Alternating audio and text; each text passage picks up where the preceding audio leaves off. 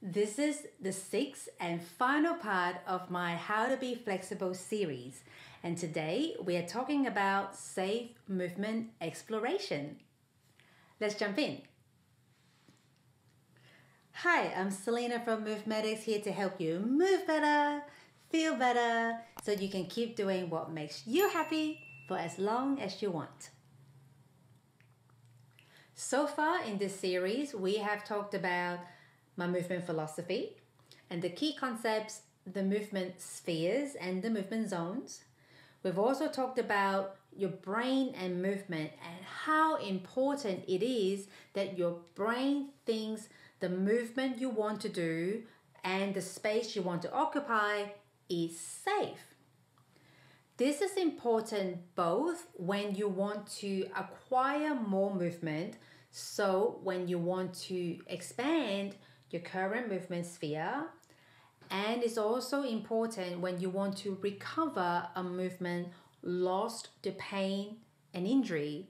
So a movement that was once in the green zone that your brain, the bodyguard, has decided is no longer safe and marked it red, boarded it up and say no entry.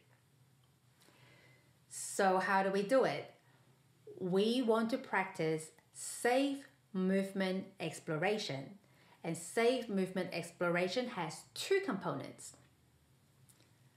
Firstly, we must have sufficient movement capacity to do the movement we want to do. The movement capacity series is coming up next, but essentially you got to make sure that you have the right elements. If you're lacking element A, working on element B isn't going to help your cause. Real life example, I'm working on a freestanding handstand. Strength is not my problem. I can take my way upside down, but my proprioception, my body awareness when upside down is shit. I don't know where I am, and what I think I am moving isn't what's happening at all. So until I address that, freestanding handstand ain't gonna happen. So firstly, we're gonna make sure we have sufficient movement capacity. Your brain needs to know you can handle it. So what about the other part? How do we convince our dutiful bodyguard that something is safe? Well, this is when we practice graded movement exposure. And what that means is that you've got to work slowly, gradually, methodically, patiently, and gradually nudge your way into the direction that you're not supposed to go. So essentially, you need to work in your alert zone. In the alert zone, your bodyguard is only going to think, oi, what are you doing? And if you can demonstrate that you are fine and nothing is coming to harm you, you're not dying, then your bodyguard is going to think, oh, they're fine over there. She can play over there. Oh, that's fine. There's no green. Right? But if you just like charge and jump from green to red, like I used to chase after my nephew, boom, you're just going to go, boom. No, you're not going there. Back to square one. So we don't want to spook the bodyguard. That's what we're trying to do. We want to go and build the confidence, gain the trust, so that gradually over time, what was once red becomes yellow, and what is yellow becomes green.